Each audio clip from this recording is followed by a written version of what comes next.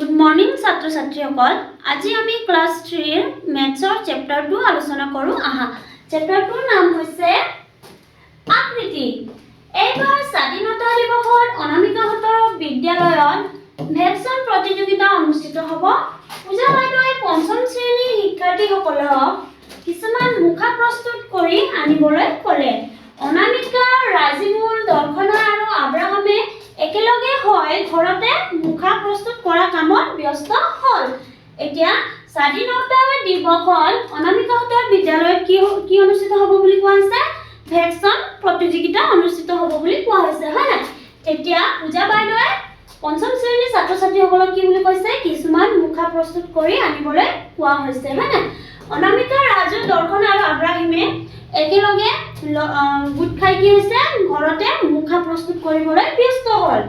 এতিয়া চোৱা অনামিকাই কি বুলি কৈছে মই এবাৰ বাকচটোত বাঘৰ মুখা লগাইছো হয় না তাৰ পিছত আব্ৰাহিমে কৈছে মই এই চুঙাটোকে লৈছো ইয়াত কি আঁকিব পাৰো চাওচোন ৰাজীবুলে কৈছে এয়া চোৱা মই হৰিণাৰ মুখা সাজিছো হেকত দৰ্শনাই কি বুলি কৈছে আয়তীয়া ঘনকত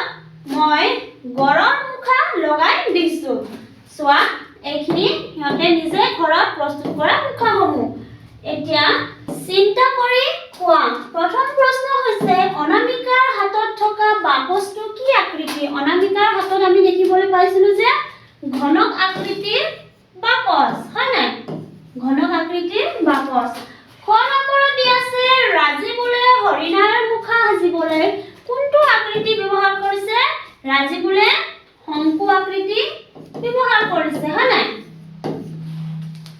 এতিয়া 3 নম্বৰ প্ৰশ্ন আছে তোমালোকে বিদ্যালয়ত ভেকচন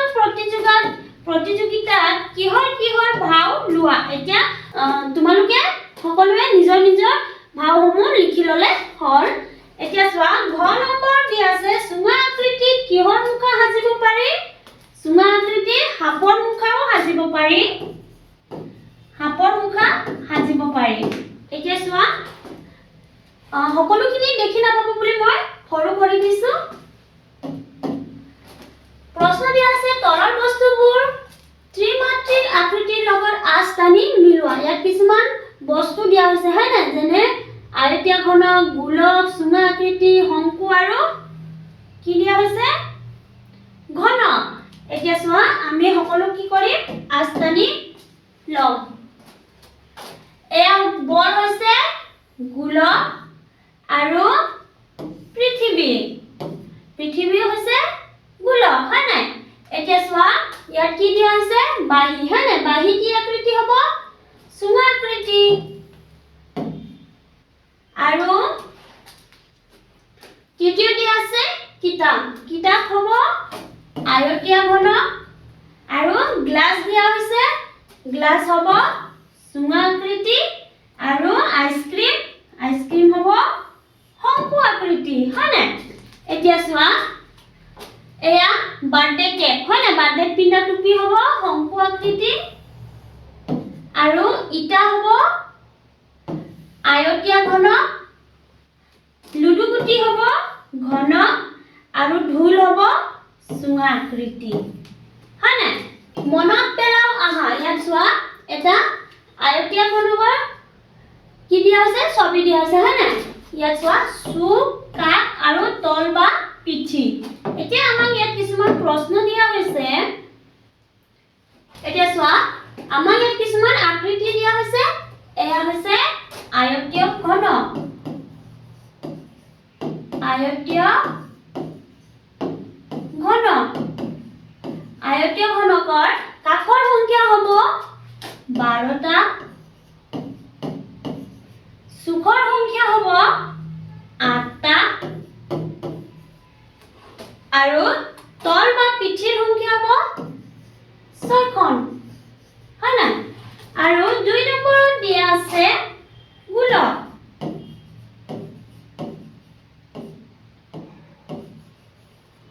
গোলকৰ কাষৰ সংখ্যা হ'ব 0 চুকৰ সংখ্যা হ'ব 0 আৰু তল বা পিঠিৰ সংখ্যা হ'ব 1খন চোৱা 3 নম্বৰত দি আছে বৰ্গ হয় নাই বৰ্গৰ কাষৰ সংখ্যা হ'ব 12টা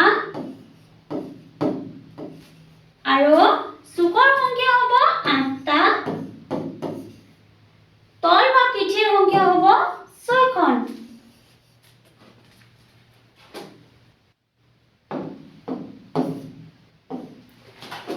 চাৰি নম্বৰত দি আছে শংকু আকৃতি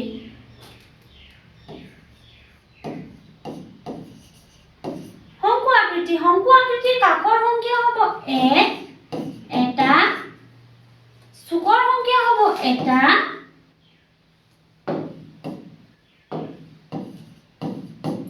আৰু তল বা পিঠিৰ সংখ্যা হ'ব 1খন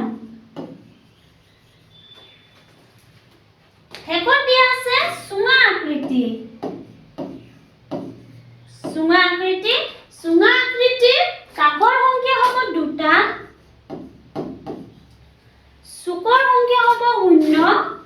আৰু তল বা পিঠিৰ সংখ্যা হ'ব 1খন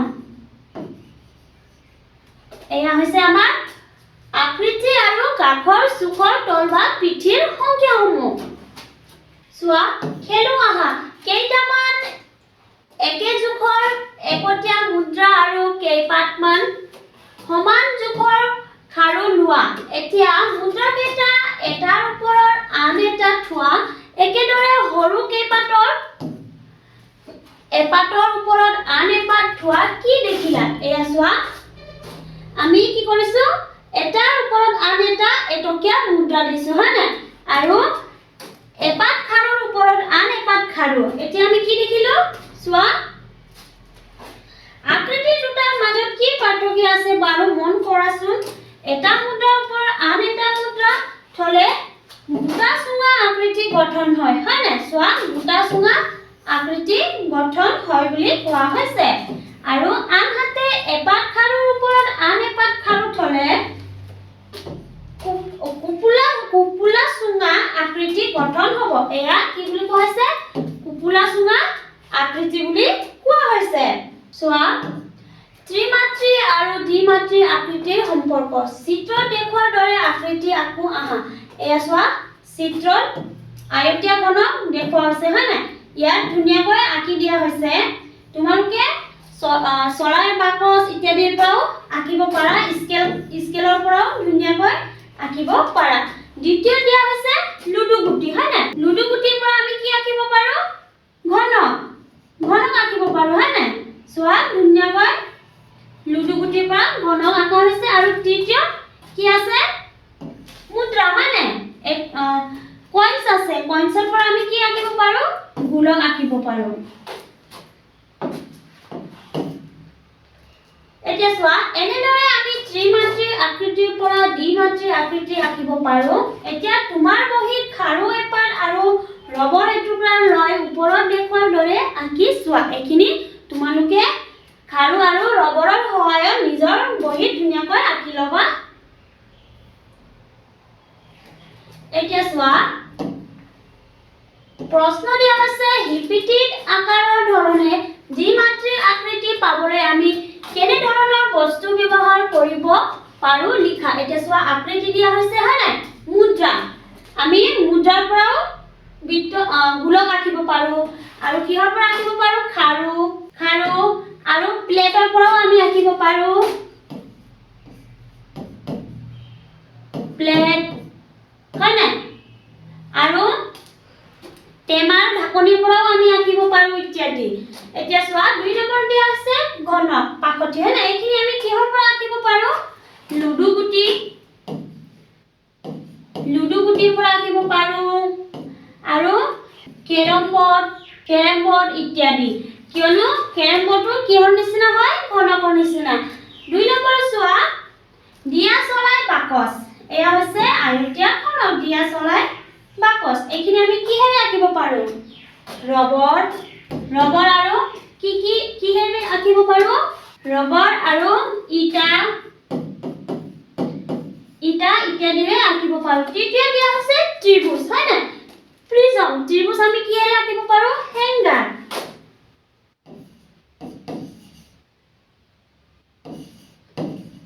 আমি হেংগাৰৰ পৰা আঁকিব পাৰোঁ যোনটো আমি কি কৰোঁ কাপোৰ বা চাৰ্টখিনি আমি মেলোতে ব্যৱহাৰ কৰোঁ হয় নাই সেইখিনিৰ পৰা আমি ত্ৰিভুজ আঁকিব পাৰোঁ আৰু পূজাত ব্যৱহাৰ হোৱা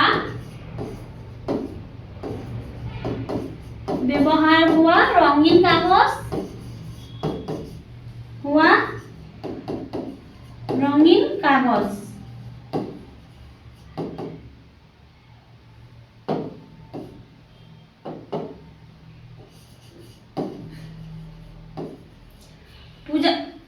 পূজাত ব্যৱহাৰ হোৱা ৰঙীন কাগজ কিয়নো পূজাত আমি কি কৰোঁ ৰঙীন কাগজসমূহ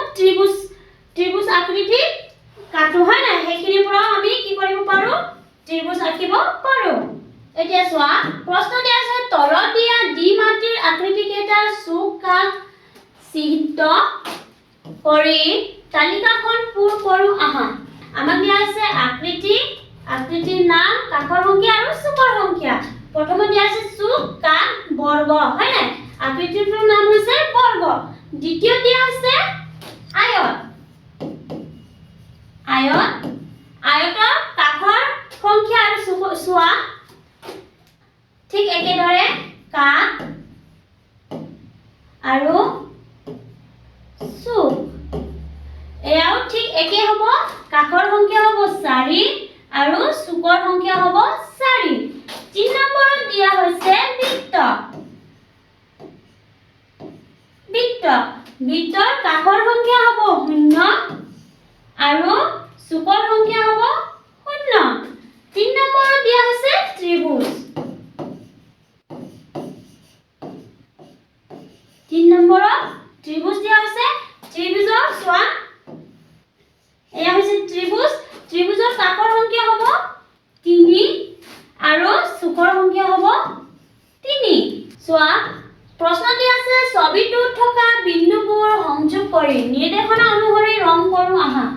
অনুভূমিক পথালি ৰেখাত ৰঙা এতিয়া অনুভূমিক পথালি ৰেখাত আমি কি কৰিব লাগিব ৰঙা এয়া হৈছে পথালি ৰেখাসমূহ আমি কি কৰিব লাগিব ৰঙা ৰং কৰিব লাগিব এয়া হৈছে অনুভূমিক পথালি হয় না দ্বিতীয় কি আছে উলম্ব থিয় ৰেখাত নীলা উলম্ব ৰেখাত আমি কি কৰিম নীলা ৰং কৰো এয়া হৈছে উলম্বিক ৰেখা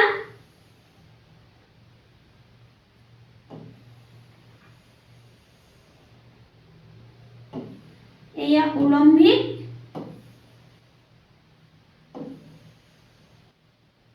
আৰু ৰেখাত দি আছে হেলনীয়া ৰেখাত হালধীয়া ৰং কৰা হেলনীয়া ৰেখাত কি কৰিব লাগিব হালধীয়া এয়া হৈছে হেলনীয়া ৰেখা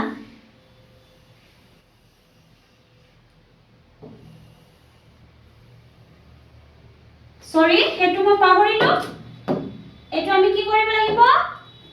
অনুভূমিক ৰং কৰিব লাগিব হয় না ৰঙা এয়া হৈছে আমাৰ বিন্দু সংযোগ কৰি আমি কি কৰিলো ৰং কৰিলো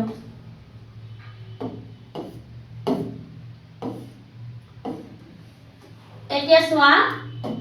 প্ৰশ্ন দিয়া আছে তলৰ ছবিসমূহ একাধিক্ৰমে থিয় পথালি আৰু হেলনীয়া ৰেখাত টানি সমানে ভাগ কৰো আহা এতিয়া আমাক কি কৰিব কৈছে থিয় পথালি আৰু হেলনীয়া ভাগ কৰিবলৈ কৈছে চোৱা তোমালোকে স্কেলৰ পৰা ধুনিয়াকৈ কৰি লবা মোৰ তেৰা হ'ব পাৰে এয়া হৈছে থিয়কৈ আৰু দ্বিতীয় দিয়া আছে পথালি আৰু তৃতীয় দিয়া আছে হেলনীয়া এয়া হ'ব হেলনীয়া ঠিক একেদৰে এখিনি আমি কি কৰো থিয়কৈ পথালি আৰু হেলনীয়া হয় না এইখিনি তোমালোকে ধুনিয়াকৈ স্কেলৰ পৰা আস্তানি লবা সোয়া ইয়া ফটোবোৰ লগ লগাই কি নক্সা পালো নামবোৰ কও আহা এয়া আমি কিহৰ নক্সা পাইছো মাছ এয়া হৈছে মাছ আৰু এয়া নাও আৰু হেতু হ'ব তৰা আৰু এয়া হ'ব বাল্টি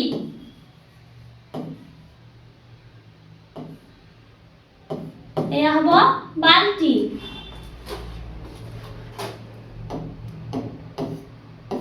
এতিয়া চোৱা তলৰ ফুটবোৰ লগ লগাই ইচ্ছা অনুসৰি নক্সা আঁকা আৰু নাম লিখা তোমালোকে নিজৰ ইচ্ছা অনুসৰি নক্সা আঁকিব পাৰা চোৱা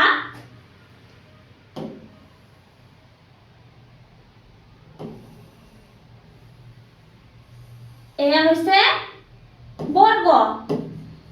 তোমালোকে যিকোনো আঁকিব পাৰা আৰু চোৱা এয়া হৈছে ত্ৰিভুজ হয় নাই তোমালোকে এনেদৰে নক্সা আঁকি কি কৰিবা নামসমূহ লিখি ল'বা ত্ৰিভুজ এতিয়া চোৱা উলম্ব ৰেখা অনুভূমিক ৰেখা আৰু হেলনীয়া ৰেখা ব্যৱহাৰ কৰি ফুটবোৰ লগ লগাই কেইটামান নক্সা আঁকা ঠিক একেদৰে তোমালোকে ইয়াতো ফুটবোৰ লগ লগাই কি কৰিব লাগিব নক্সা আঁকিব লাগিব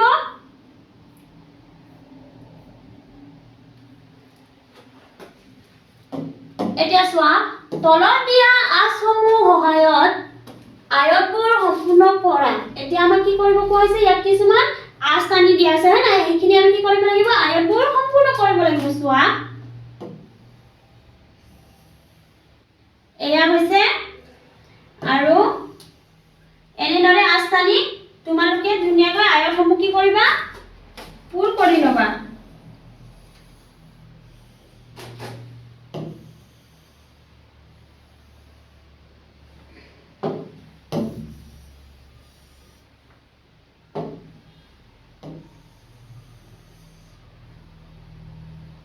এনেদৰে ধুনীয়াকৈ স্কেলেৰে আঁচ টানি পূৰ কৰি ল'বা এতিয়া চোৱা তলত দিয়া বৰ্গটোৰ ভিতৰত ৰাখি ডাঙৰ দুটা বৰ্গ আঁকা এতিয়া আমাক কি আঁকিবলৈ কোৱা আছে ডাঙৰ দুটা এই বৰ্গক আমি কি কৰিব লাগিব ভিতৰত ৰাখি বাহিৰত আমি ডাঙৰ দুটা বৰ্গ আঁকিব লাগিব হয় নে চোৱা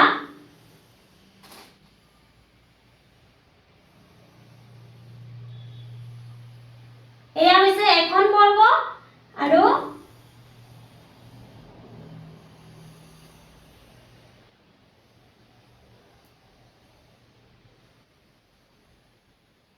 এয়া হৈছে আন এখন বৰ্গ হয় না দুটা বৰ্গৰ ভিতৰত আমি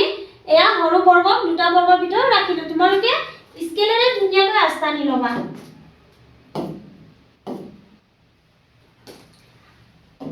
এতিয়া চোৱা প্ৰশ্নটি আছে তলত দিয়া নিৰ্দেশনা মতে কাঠিৰে আকৃতিবোৰ সাজু আহা চোৱা প্ৰথম প্ৰশ্ন আছে 9 ডাল কাঠি লগ লগাই এটা ত্ৰিভুজ সাজা এইখিনি তোমালোকে নিজে 9 ডাল চৰাই কাটি লয় 1 2 3 4 এনেদৰে লগ লগাই কি কৰিবা 9 ডাল কাঠিৰে ত্ৰিভুজ সাজি ল'বা আৰু 2 নম্বৰ 12 ডাল কাঠিৰে লগ লগাই এটা বৰ্গ সাজা 12 ডাল কাঠি লগ লগাই তোমালোকে কি কৰিবা বৰ্গ সাজিবা আৰু গ নম্বৰ দিয়া আছে 10 ডাল কাঠি লগ লগাই এটা আয়ত সাজা তোমালোকে চৰাই কাঠিৰ সহায়ত ধুনীয়াকৈ সাজিব পাৰিবা এইখিনিও একেটাই 8 ডাল কাঠি লগ লগাই এটা ত্ৰিভুজ সাজা আৰু 9 নম্বৰ দিয়া আছে 12 ডাল কাঠি লগ লগাই এটা আয়ত সাজা আৰু ক দিয়া আছে 16 ডাল কাঠিৰে সাজিব পৰা দুটা ভিন্ন ভিন্ন আকৃতিৰ নাম কোৱা এতিয়া কি কৰিবলৈ কোৱা আছে 16 ডাল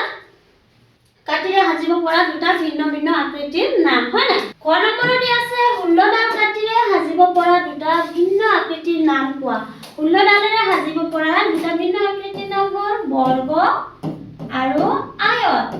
খ নম্বৰ দিয়া আছে 8 ডাল কাঠিৰে লগ লগাই তুমি কি আকৃতি সাজিব পাৰিবা 8 ডাল কাঠি লগ লগাই আমি কি সাজিব পাৰো বৰ্গ সাজিব পাৰো হয়নে আয়ত সাজিব পাৰো আৰু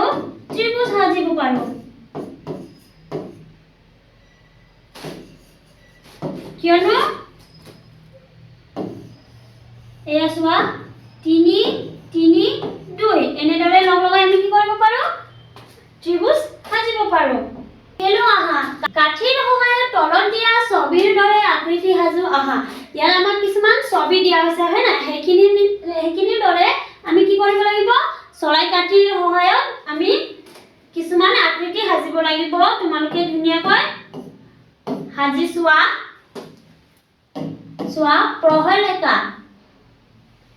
প্ৰহেলিকা ক নম্বৰ কাঠিৰে কাষৰ চিত্ৰটোৰ দৰে আকৃতি এটা সাজা এতিয়া আকৃতিটোৰ পৰা যিকোনো দুডাল কাঠি আঁতৰাই পুনৰ বেলেগ স্থান সংযোগ কৰি আকৃতিটোৰ মুখখনৰ দিশ সলনি কৰা এয়া তোমালোকে ধুনীয়াকৈ কৰিব পাৰিবা কাঠিটো এতিয়া চোৱা কি বুলি কোৱা হৈছে কাঠিৰ কাষৰ চিত্ৰৰ দৰে আকৃতি এটা সাজা কাঠিৰ কাষত আমি কি কৰিব লাগিব চিত্ৰৰ দৰে সাজিব লাগিব কাঠি অতৰাই পুনৰ বেলেগ স্থান সংযোগ কৰা তোমালোকে কাঠিৰ সহায়ত কৰি চাবা নম্বৰতে আছে খাৰু বা আন ঘূৰণীয়া বস্তুৰে বাওঁফালৰ চানেকিটো সাজা এতিয়া চানেকিটোৰ পৰা কেৱল 3 পাত খাৰু ইফালে আৰু সিফালে কৰি ইয়াক সোঁফালৰ চানেকিটোৰ দৰে সাজা এতিয়া চোৱা বাওঁফালে চানেকি আৰু সোঁফালে চানেকি হয় নাই সেইখিনি কি কৰিব লাগিব ইফালে আৰু সিফালে কৰি কি কৰিব লাগিব সোঁফালৰ চানেকিটোৰ দৰে সাজিব লাগিব তোমালোকে ঘৰত খাৰুৰ সহায়ত কৰি চাবা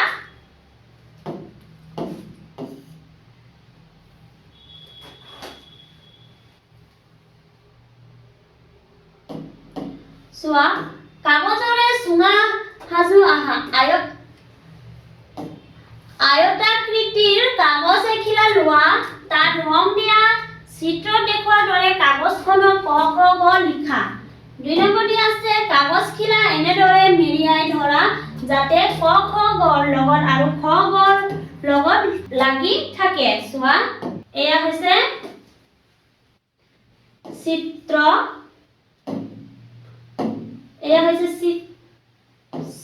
হয় না এই চিত্ৰখিনি সমান ভাগে কি কৰা হৈছে আঁকা হৈছে আৰু এইখিনি কি হ'ব লাগিব ভাঁজ কৰিলে কৰ লগত ঘ চোৱা ক ঘৰ লগত আৰু খ গৰ লগত লগ লাগিব হয় না এতিয়া চোৱা কি বুলি কৈছে দুই মূৰে আঠা লগাই দিয়া এতিয়া এটা চুঙা আকৃতি পাবা ইয়াৰ খোলা মূৰ দুটা বৃত্ত আকৃতিৰ হ'ব ঠিক এনেদৰে আমি কি আকৃতি পাইছো চুঙা আকৃতি আৰু ইয়াৰ দুফালে যোনটো খোলা মূৰ থাকে এটো আমি কি আকৃতি পাম বৃত্ত হয় না এই মূৰ দুটাৰ জোখতে অলপ ডাঙৰ জোখৰ দুটুকুৰা বৃত্ত আকৃতিৰ কাগজ কাটি লোৱা ঠিক এনেদৰে জুখি কি কৰিব লাগে আমি দুটুকুৰা কাগজ বৃত্ত আকৃতিৰ কাটিব লাগিব চোৱা ইয়াত দেখুৱাই দিয়া হৈছে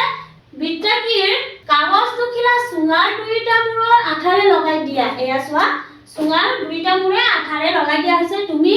কাগজৰ চুঙা এটা পালানে চোৱা ধুনীয়াকৈ ইয়াত দেখুৱাই দিয়া হৈছে তোমালোকে কৰি চাবা চোৱা মানৱ ছাৰে তৃতীয় শ্ৰেণীৰ শিক্ষাৰ্থীসকলক হস্তকলাৰ পিৰিয়ডত কাগজেৰে নাও সাজিবলৈ শিকাইছে আমিও নাও সজা কৌশলটো শিকো আহাচোন এতিয়া চোৱা শিক্ষকে কাগজৰ সহায়ত নাও সাজিবলৈ শিকাব তোমালোকক এইখিনি বিদ্যালয়তে শিক্ষকে শিকাই ল'ব চোৱা কেনেদৰে নাও আঁকিব লাগিব ধুনীয়াকৈ দেখুৱাই দিয়া হৈছে এয়া চোৱা কাগজৰ নাওখন খুলি পেলাও আহা এতিয়া কাগজখিলাৰ ভাঁজবোৰ গঠন কৰা আকৃতিবোৰ চাও আহাচোন খুলি দিয়াৰ পাছত তলত দিয়া ধৰণে ভাঁজ পৰিছেনে চোৱা এইখিনি চোৱা তোমালোকে কাগজৰ